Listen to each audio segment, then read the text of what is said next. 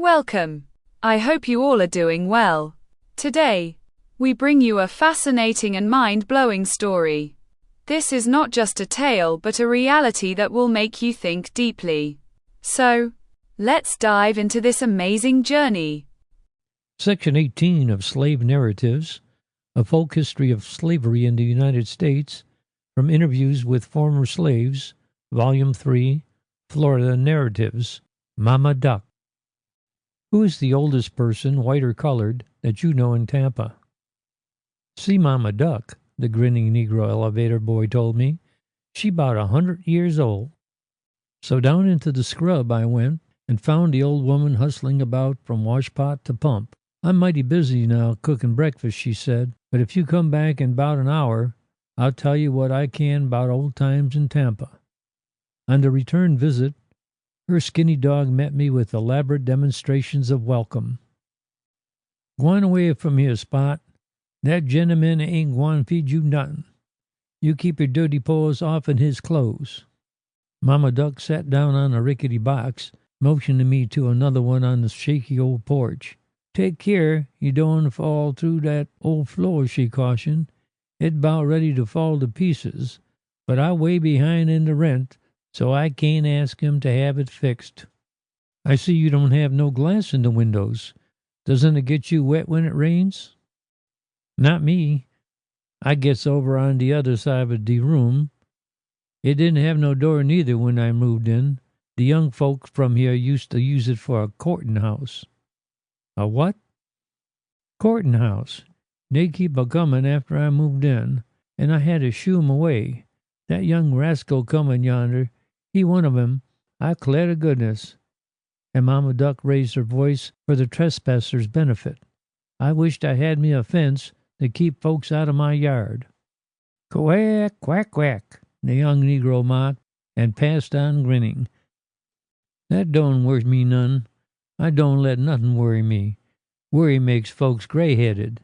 She scratched her head where 3 gray braids, about the length and thickness of a flapper's eyebrow, stuck out at odd angles. "I sure got plenty chancet to worry if I wants to," she mused as she sipped water from a fruit jar foul with fingerprints. "Relief folks got me on they blacklist. They won't give me rations. They give rations to young folk was workin', but won't give me nary a mouthful." "Why is that?" "Why, they wanted me to go to the poorhouse. I was willin' to go, but I wanted to take my trunk along, and they wouldn't let me. I got some things in there I've been having nigh on to 100 years. Got my old blueback Webster, onlyest book I ever had, scusin' my Bible. Think I want to throw that stuff away? No, suh." Mama Duck pushed the dog away from a cracked picture on the floor and refilled her fruit jar. "So they blacklist me, 'cause I won't kiss they feets. I ain't kissin' nobody's feets. Wouldn't kiss my own mammy's." "Well, we do lots of things for our mothers that we wouldn't do for anyone else." "Maybe you would, but not me. My mammy put me in a hickory basket when I was a day and a half old, with nothin' on but my belly band and diaper. Took me down in de cotton patch, and sot me on a stump in de billin' sun." "What in the world did she do that for?" "'Cause I was black. All the other young'uns was bright. My grandmammy done hear me bawlin' and go fotch me to my mammy's house. 'That you, mammy?' she asked, sweet as pie, when grandmammy pound on the door. 'Don't you ever call me mammy no more,' grandmammy said. 'Any woman what leave a po' little mite like this to perish to death ain't fittin' to be no daughter o' mine.' So grandmammy took me to raise. I ain't never seen my mammy since, and I ain't never wanted to." "What did your father think of the way she treated you?" "Never knew who my daddy was, and I reckon she didn't either." "Do you remember anything about the Civil War?" "What dat?" "The Civil War when they set the slaves free." "Oh, you mean the fust war? I reckon I does. I had 3 children boys born 'fore the war. When I was old enough to work I was taken to Pelham, Georgia. They let me nuss the children. Then I got married. We just got married in the kitchen and went to our log house. I never got no beatin's from my master when I was a slave." but I've seen colored men on the Bradley plantation get framed out plenty. The whipping boss was Joe Sylvester. He had pets among the women folks, and let some of 'em off light when they deserved good beatings. How did he punish his pets? Sometimes he just pop 'em across the ear with a battling stick. A what? Battling stick, like this. You don't know what a battling stick is? Well, this here's one. Use it for washing clothes. You lift 'em out of the wash pot with the battling stick, then you lay 'em on the battling block, this here stump, then you beat the dirt out with the battling stick. A stick like that would knock a horse down. Wasn't nigh as bad as what some of the others got. Some of his pets amongst the men's got it worser than the women's. He strapped 'em across the sharp side of a barrel and give 'em a few right smart licks with a bullwhip. What did he do to the bad ones? He made 'em cross their hands, then he tied a rope round their wrists and throw it over a tree limb. Then he pull 'em up so their toes just touched the ground and smack 'em on the back and rump with a heavy wooden paddle fixed full of holes. Then he make 'em lie down on the ground while he bust all them blisters with a rawhide whip. Didn't that kill 'em? Some couldn't work for a day or two. Sometimes they throw salt brine on their backs or smear on turpentine to make you get well quicker. I suppose you're glad those days are over. Not me. I was a heap better off then as I is now. Always had something to eat and a place to stay. No such thing on getting on a blacklist. Mighty hard on a person old as me not to get no rations and have no regular job. How old are you? I don't know exactly. Wait a minute. I didn't show you my picture that was in the paper, did I? Can't read, but somebody say they put how old I is under my picture in that paper. Mama Duck rummaged through a cigar box, brought out a page of a Pittsburgh newspaper dated in 1936. It was so badly worn that it was almost illegible, but it showed a picture of Mama Duck, and below it was given her age, 109. 1. Name and address of informant, Mama Duck, Governor and India Streets, Tampa, Florida. 2. Date and time of interview, May 19, 1937, 9:30 a.m. 3. Place of interview, her home, above address. 4. Name and address of person, if any, who put you in touch with informant, J.D. Davis, elevator operator, 1623 Jefferson Street, Tampa, Florida. 5. Name and address of person, if any, accompanying you, none. 6. Description of room, house, surroundings, etc. 2-room, unpainted shack, leaky roof, most window panes missing, porch dangerous to walk on, house standing on concrete blocks, located in alley behind other Negro shacks. Note: letter of February 17, 1939, from Mr. B.A. Botkin to Dr. Corsi states that my ex-slave story, Mama Duck, is marred by use of the question and answer method. In order to make this material of use as American folk stuff material, I have rewritten it using the first person as related by the informant. Personal history of informant. 1. Ancestry, Negro. 2. Place and date of birth, Richard, probably Richmond, Virginia, about 1828. 3. Family, unknown. 4. Places lived in, with dates, has lived in Tampa since about 1870. 5. Education with dates, illiterate. 6. Occupations and accomplishments with dates, none. Informant was a slave and has always performed common labor. 7. Special skills and interest, none. 8. Community and religious activities, none. 9. Description of informant, small, emaciated, slightly graying, very thin kinky hair, tightly braided in small pigtails, somewhat wrinkled, toothless, active for her age, does washing for a living. 10. Other points gained in interview, Strange inability of local old age pension officials to establish right of claimants to benefits. Inexplainable causes of refusal of direct relief. Mama Duck. Gone away from here, po' boy. That Jimmin ain't going to feed you nothing. You keep your dirty paws off of his clothes. Come in, sir. Take care you don't fall into that old porch floor. It about going to go to pieces, but I way behind on rent, so I can't ask to have it fixed. This old house ain't fitting for nobody to live in. Window glass gone and roof leaks. Young folks in these parts done be using it for a coat house.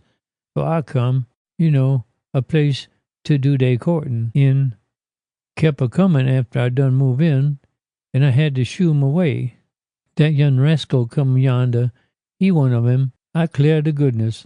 I wished I had a fence to keep them folks out of my yard. Reckon you don't know what he be quacking like that for. That's 'cause my name's Mama Duck. He doing it just to pester me. But that don't worry me none. I done quit worryin'. I sure had plenty chance to worry, though. Relief folks got me on their blacklist. They give rations to young folks what's workin', and don't give me nary a mouthful. Reason for that, because they wanted me to go to the poorhouse. I wanted to take my trunk along, and they wouldn't let me.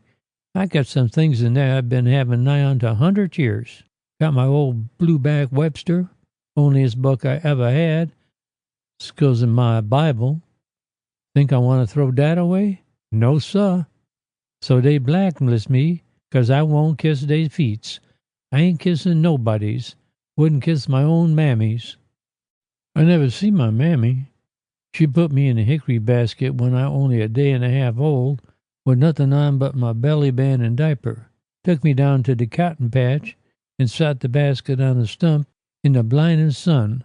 Didn't want me, 'cause I be black. All the other young'uns of hers be bright. Grandmammy told me many a time how she hear me bawlin' and go and get me and fetch me to Mammy's house. But my own mammy, she say, turned me down cold. That you, mammy, she say, sweet as pie? And then grandmammy knock on the door. Don't you never call me mammy no more, grandmammy told her. Any woman that leave a poor little mite like that to perish to death ain't fittin' to be no daughter o' mine. So grandmammy took me to raise, and I ain't never wanted no mammy but her. Never knowed who my daddy was, and I reckon my mammy didn't know neither. I born at Richard, Virginia. My sister and brother be dead too many years to count. I the last o' the family. I can remember, for the first war start, I had 3 chillun boys, taller'n me when freedom come. My first master didn't make the little children work none. All I done was play. We'd be old enough when they took us to Pearlman, Georgia. I never worked in the fields none. Not then. They always let me nuss the chilluns. Then I got married. It wa'n't no church wedding. We got married in grandmammy's kitchen. Then we go to our own log house. By and by, Massa sold me and my baby to the man that had the plantation next to ours. His name was John Lee. He was good to me and let me see my chilluns. I never got no beatings. Onlyest thing I ever got was a little slap on the hand like that. Didn't hurt none. But I seen colored men on the Bradley plantation get terrible beatings. The whipping boss was Joe Sylvester, a white man. He had pets amongst the women folk and used to let 'em off easy when they deserved a good beating. Sometimes he'd just bop 'em across the ear with a battling stick or kick 'em in the behind. You don't know what's a battling stick? Well, this here be one. You use it for washing clothes. You lifts the clothes out of the wash pot with this here battling stick. Then you tote 'em over to the battling block, this here stump. Then you beat the dirt out with the battling stick. The whipping boss got pets amongst them men's too. But they got it a little worse than the women's. If they wasn't too mean, he'd just strap 'em across the sharp side of a barrel and give 'em a few right smart licks with a bullwhip. If they be some niggers, he whipped good and hard. If they sass back or try to run away, he make 'em cross their hands like this, then he pull 'em up so they toes just touch the ground. Then he smack 'em across the back and rump with a big wood paddle fixed full of holes. Know them holes be for? Every hole make a blister. Then he make 'em lie on the ground while he busts all them blisters with a rawhide whip. I never heard of nobody dying from getting a beating. Some couldn't work for a day or so. Sometimes the whipping boss throw salt brine on their backs or smear on turpentine to make it well quicker. I don't know exactly how old I is. Maybe, wait a minute. I didn't show you my picture that was in the paper. I can't read, but somebody say they put down how old I is under my picture. There it. Don't that say 109? I reckon that'd be right, seeing I had 3 growed-up boys when freedom come. They be only one store here when I come to Tampa. It belong to old man Mugg. They be a big cotton patch where Plant City is now. I picked some cotton there. Then I come to Tampa, and after a while, I got a job nussing Mr. Perry Walsh chillin'. Color folks just make out the best they could. Some of 'em lived in tents till they cut logs and built houses with stick and dirt chimblies. Lots of folk ask me how I come to be called Mama Duck. That be just a little devilment of mine. I name my own self that. One day when I be about 12 years old, I come home and say, "Well, Grandmammy, here come your little ducky home again." She hug me and say, "Bless my little ducky." Then she keep on calling me that, and when I growed up, folks just put the mama on. I reckon I a heap better off in them days as I is now. Always had something to eat and a place to stay. No such thing he's getting on a blacklist them days. Mighty hard on a pussin' old as me, not to get no rations and not have no regular job. End of section 18. This was today's story. I hope you liked it. If this story touched your heart, be sure to share it with others. We look forward to your valuable feedback. Until then, take care and keep us in your prayers. Goodbye.